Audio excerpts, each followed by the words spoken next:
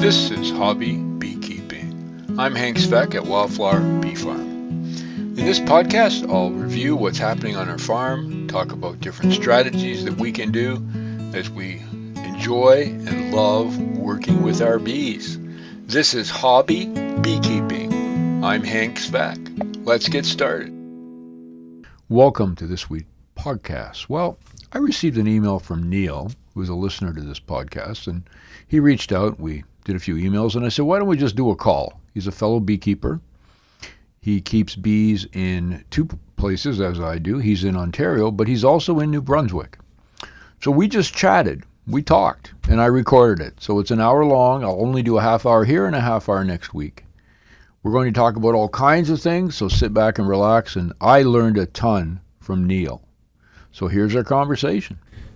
All right. Well, today I'm with Neil, who emailed me. I love it when I get an email because sometimes I think I'm talking to myself on these podcasts. But Neil sent me an email, and so I corralled him into coming just to tell his story because we all learn from each other. Neil, welcome to the podcast. So let me. How are you doing today? Good. I'm doing well. Now, what's cool is you're in Ontario and New Brunswick. You don't have to tell me where you are now, just for all that security stuff, but if you could just explain a little bit about your beekeeping, what you do, where you are with your, I guess, learning as we call it, and we'll go from there. Sure, sounds good. Well, we're starting on our 7th year with bees.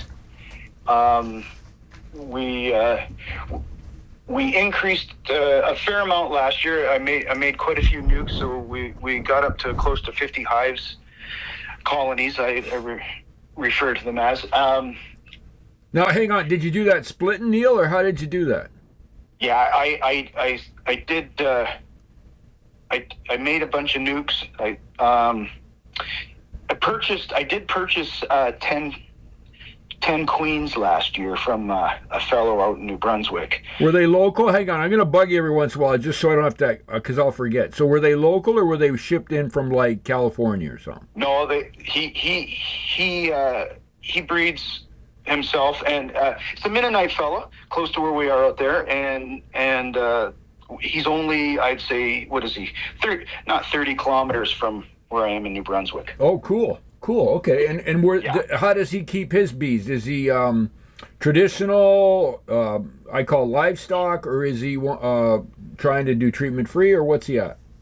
He definitely treats. Okay.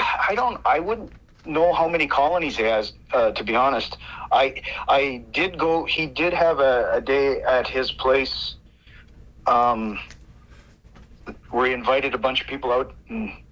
Everybody talked. I thought he was going to do most of the talking. Everybody just exchanged ideas. It was great. Nice. Yeah. But he's. I wouldn't call him intensive by any stretch. It's not a large operation. Okay. But so I didn't get a very good idea of how many colonies he had total. So. But you got 10 queens, and then you just put your other workers around them, and that's how you expanded. Yeah. Yes, that's exactly how I did it. I had gone into winter last year out there with how many did I go into winter with? I think 15 or 16 colonies, and I think we only came out with 6 or 7. Okay. Do you know what was you talking Varroa or queen failure, or what do you think? Just hypothesize, maybe. I think a little bit of Varroa. Okay. I think my winter preparations were not the best last year, or that winter. And this year I went to much greater lengths to prep them for winter. I like to use quilts above the colony. I don't know if you've ever done any of that. No, I use the wool in the inside deep cover all year. I just leave it. I guess I'm lazy. But I figure if we insulate our house for air conditioning, why wouldn't it make sense to air condition the hive for air conditioning? So I don't know. Yeah, no, that makes sense. Not. But I hear you. I do that. I got that from Rusty about dying of moisture. My early years, I lost a lot of hives in the winter because of moisture.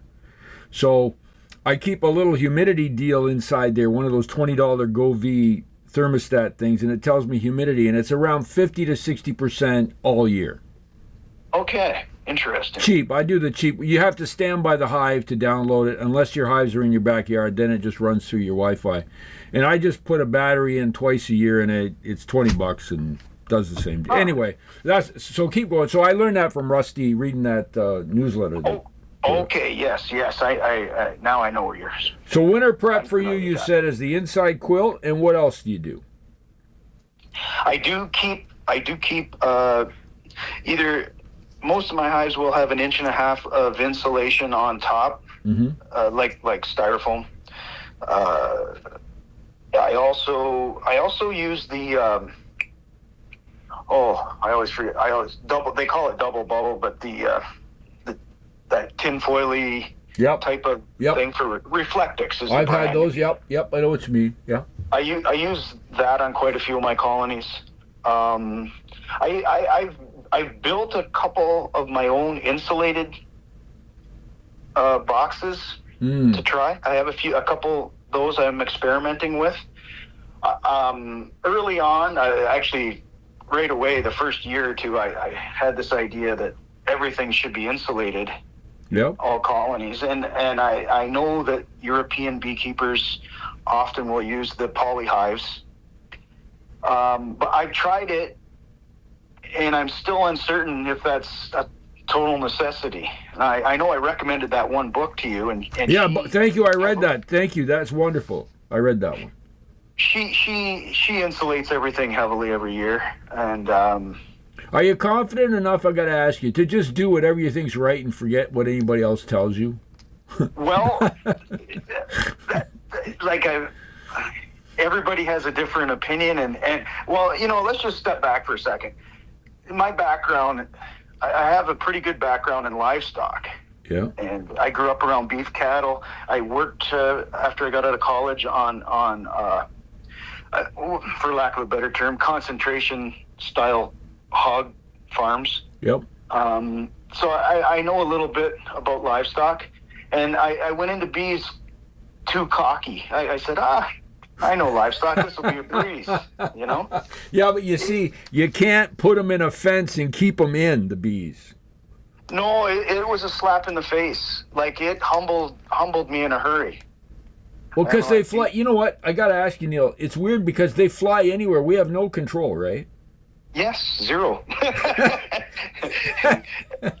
Keep going. Sorry.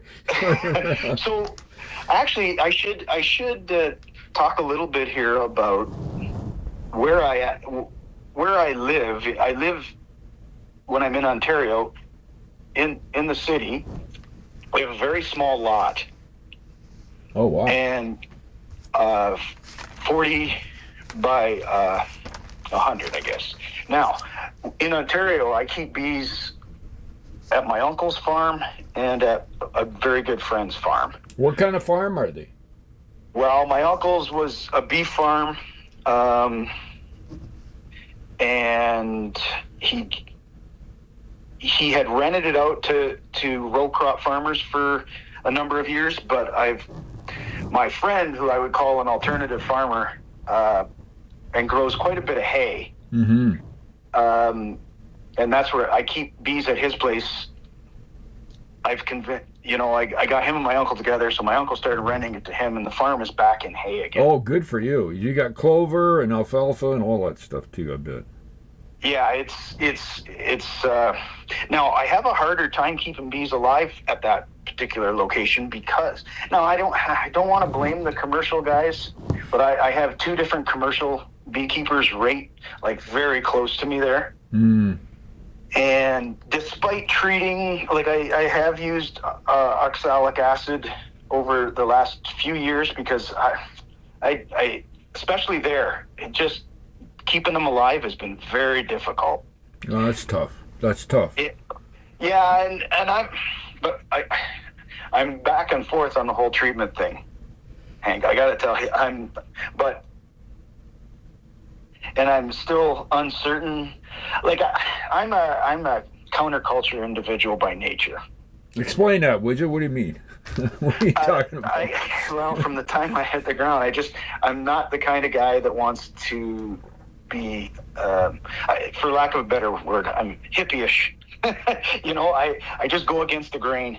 Yeah, So, like I'm unemployable too. Is that what you mean? yeah, yes.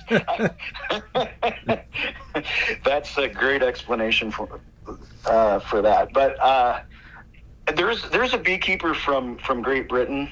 I watched one of his seminars. Yep. Is he a retired doctor you're talking about? No, this guy is a retired engineer. Okay. And sometimes I have a hard time with names.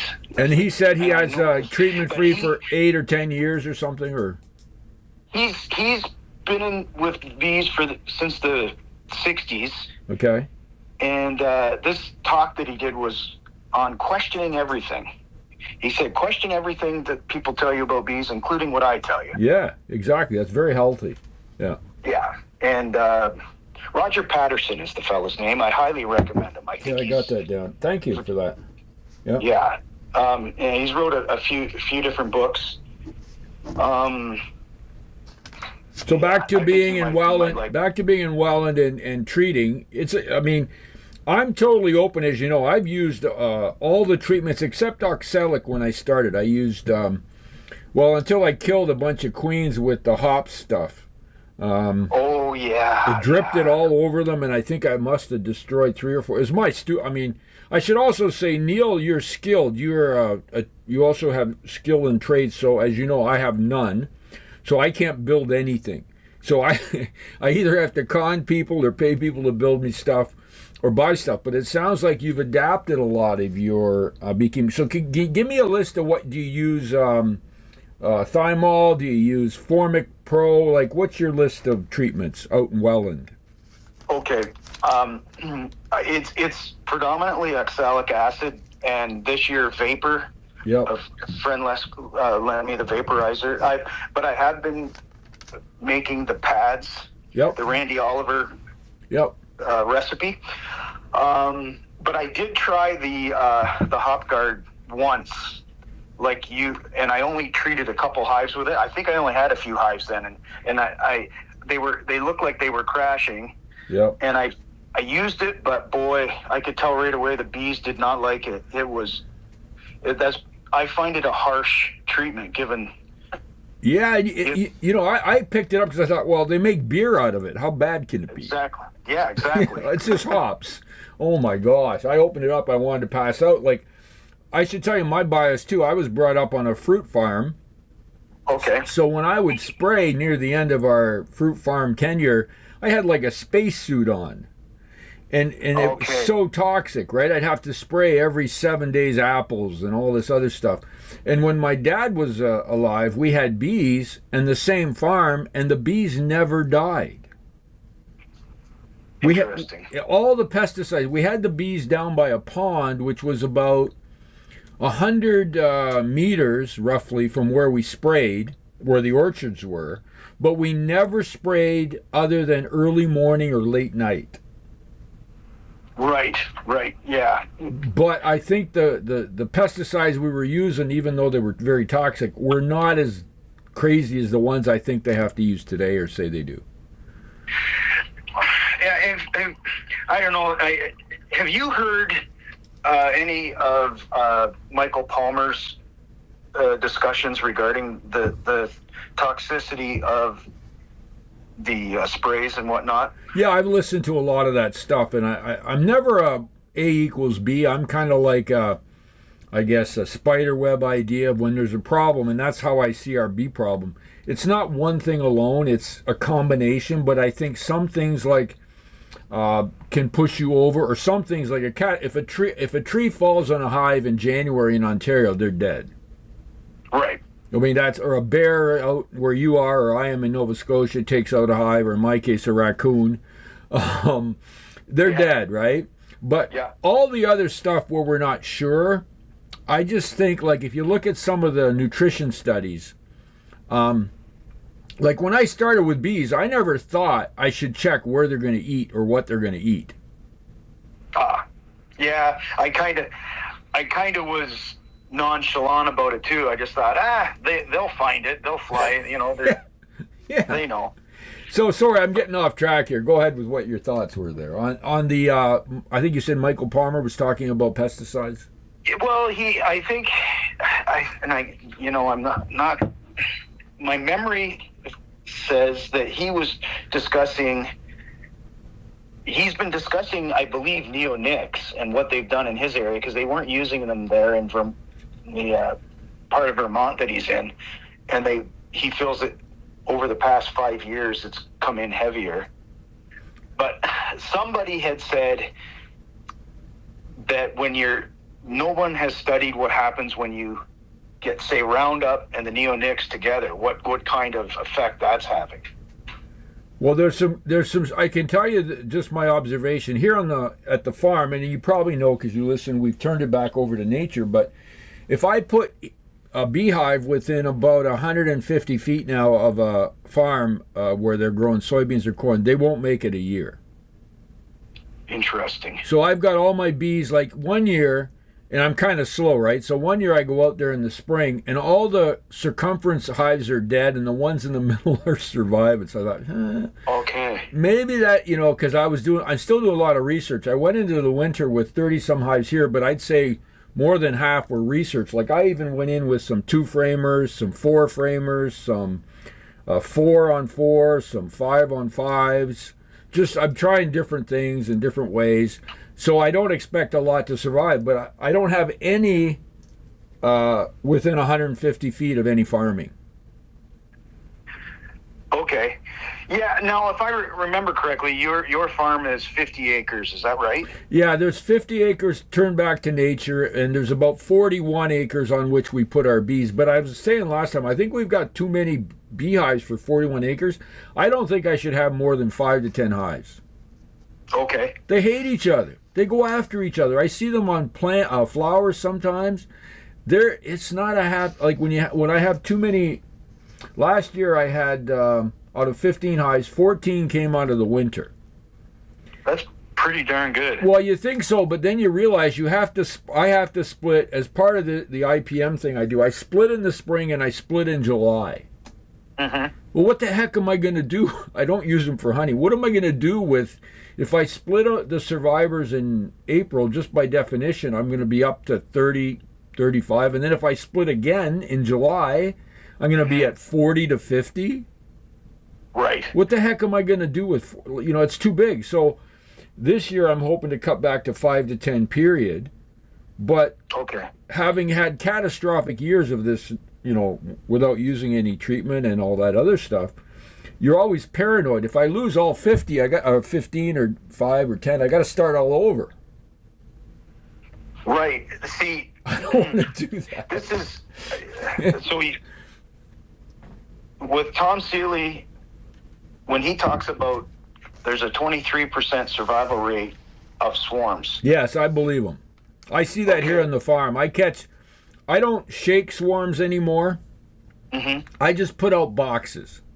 So when a hive doesn't make it, I've got the entrance reducer, plus I've got either a mouse guard or now I use screws, and I leave them out there. And last year, 7 swarms moved in. That's pretty good. But I don't do anything. The boxes are there, right? So out of those 7, I know I had 7 last year. I might have 2 make it to this spring if I'm lucky, maybe 1. So I want to mention this lot that I'm on is 40. Yeah, keep going. Yeah, that's it. Yeah, sorry. Yeah. So now it and I keep my bees. I have out yards for my bees, but ever since I've started, that very first year I started, I think I did have a hive here, and a swarm landed in the driveway on the neighbor's house, which touches our driveway. Yeah. Swarm landed. I came and put it in a box and put it in the back. Well, I put some more empty boxes. I caught 8 swarms on this little lot that year. Where are they coming from? That's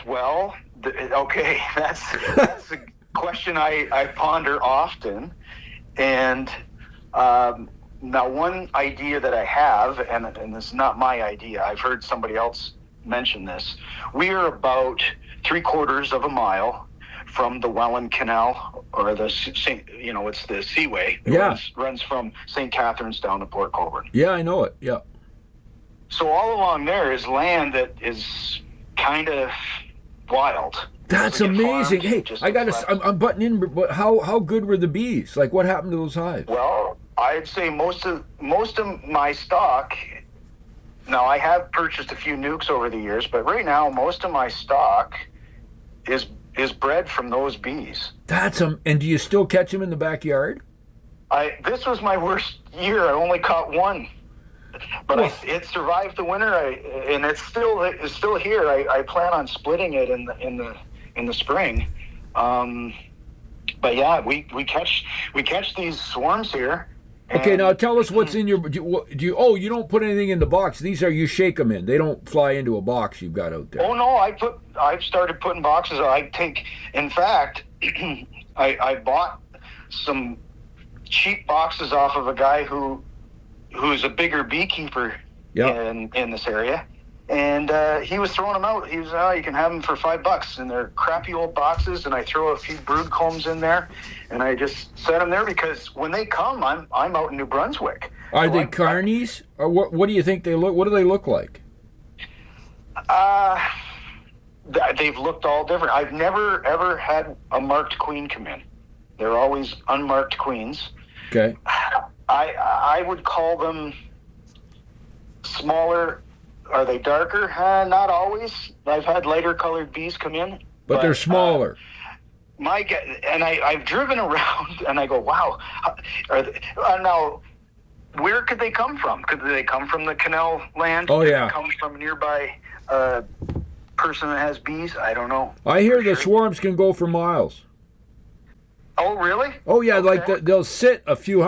This is what they tell us. They'll sit a few, maybe 50 meters from the parent hive, but then once they decide, there's no, they'll go. They want to go. I like Sealy stuff. I really think that 2 miles or 3 kilometers or whatever it is, I think they'll go that far. Okay, then if that's the case, then yeah, they could see. We have quite a few large producers down here. We have one producer that has 10,000 colonies, I believe. He does a lot of pollination. The irony is, I think he trucks them out to New Brunswick to pollinate. But how far from your house? Oh, he's quite a ways. But he puts his bees everywhere when he has them here. But I often wonder if how many he has near me when he's pollinating. He's probably not in this area. He's probably gone. Yeah, I can't imagine. Like you're in a town of Welland or city of Welland. Yes. Like he's not going to be bringing 50 hives around to a farm. What's the closest farm to you?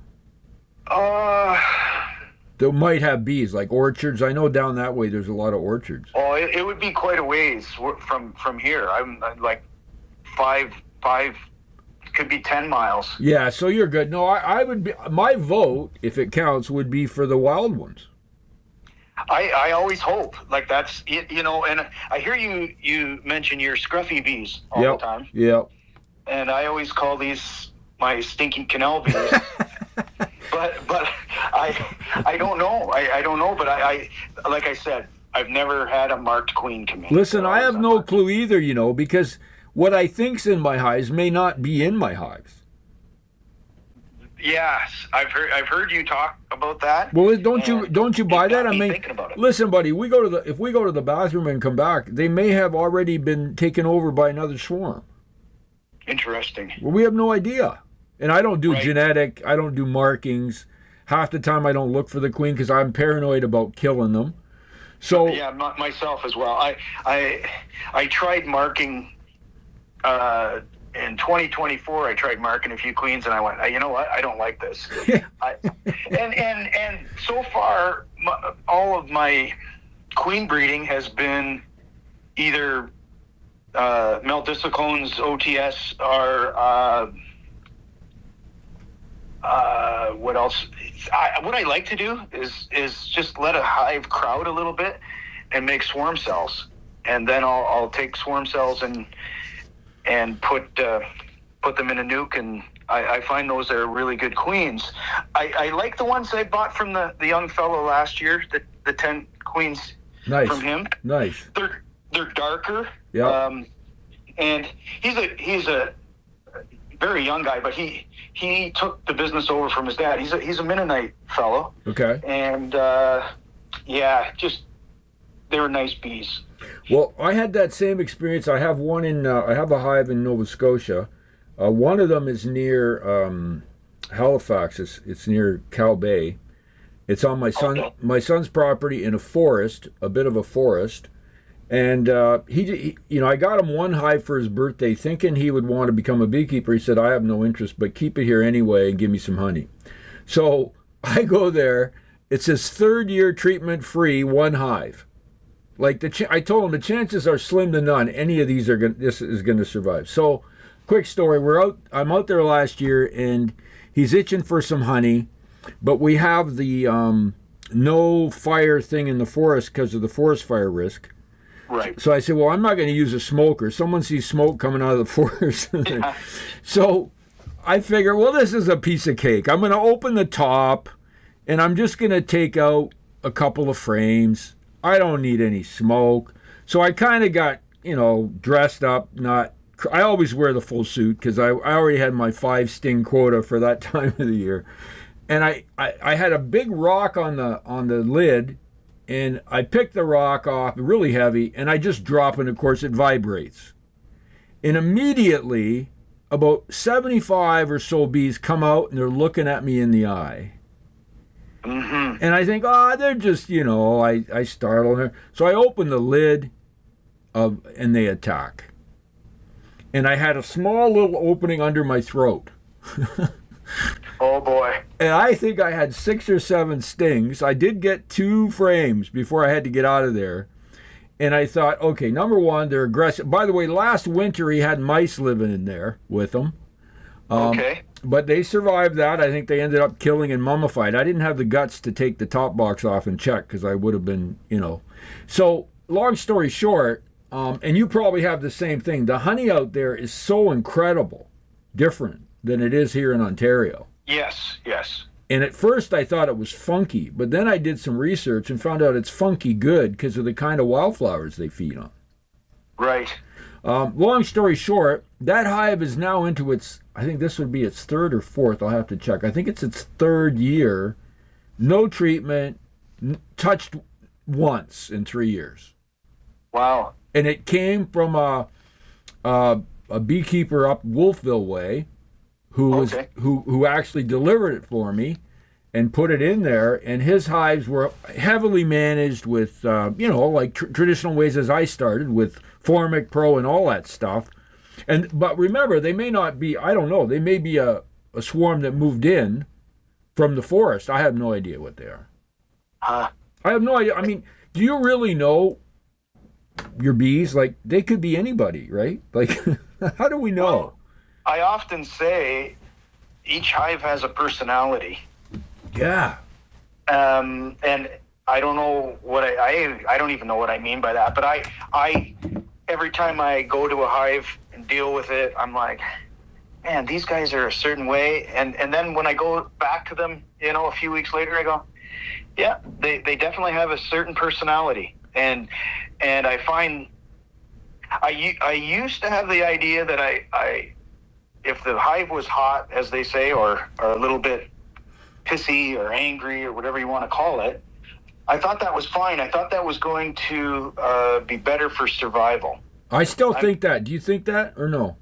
I've been back and forth on it, and I'm not sure where I land, but I have a situation personally where when I first started, my wife really enjoyed working with the bees with me, even though I know I'm difficult to work with myself. But she likes the bees. And out east, we had one really hot hive. And I don't know if they were just mean or if they were because a lot of my colonies got overwhelmed with mites and crashed really early on me that year. And I don't know what the issue was, but they were flying, 100 feet or more into the garden and stinging her just for no reason. Yeah, I had one of those. That's a tough hive. That's aggressive. Yeah, and it turned her off, I think, of bees. And, What'd you do with the bees? Pardon me? What did you do with that hive? Just get more, like split it so you had more aggression, or what did you do with them?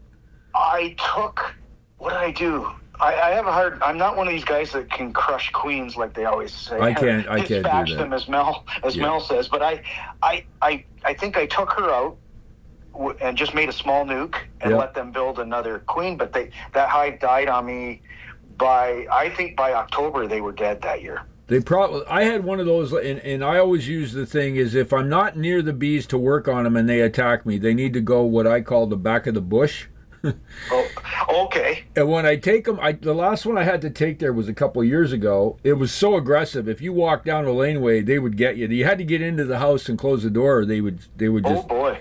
So I took them way back. I got up one morning at like 5 o'clock, took them way back to the bush, and just put them so far away that there was no way. They lasted 3 years without. I only touched them once a year for honey, because we get a little honey for the family and friends, and so I think what ended up happening is it swarmed out, and the new bees were not the same aggression, because after a while they were not very aggressive. Now in Nova Scotia, in the bee house that I think I've talked about, we built that bee house.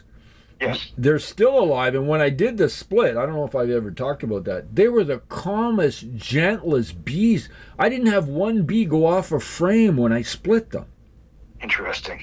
They were so calm. They were like, I thought, are these guys like doing pot or something? Like they were just stuck on, and they were just beautiful. And so I'm worried about their survival, but touch wood, so far they're still alive, and I'll see what happens. So I don't know if anybody, have you come across any literature on aggressiveness and survival, or have they stopped looking at that? So that's part one of my talk with Neil, a fellow beekeeper. I'll do part two next week. Just to close, if you have sort of a situation you want to talk about, I'm really open to do. I think I should do more of these, because I learned so much from just talking and listening, and it's this time of the year especially when we're sort of still cooped up, maybe for the next few weeks. So if you have an idea, just email me, hank@wethebee.com. Would love to chat with you. I just use a phone. I don't even get in any of that fancy tech, and then I let my software here edit it out, so hopefully it's of good enough quality. You have a great day, and we'll talk next time.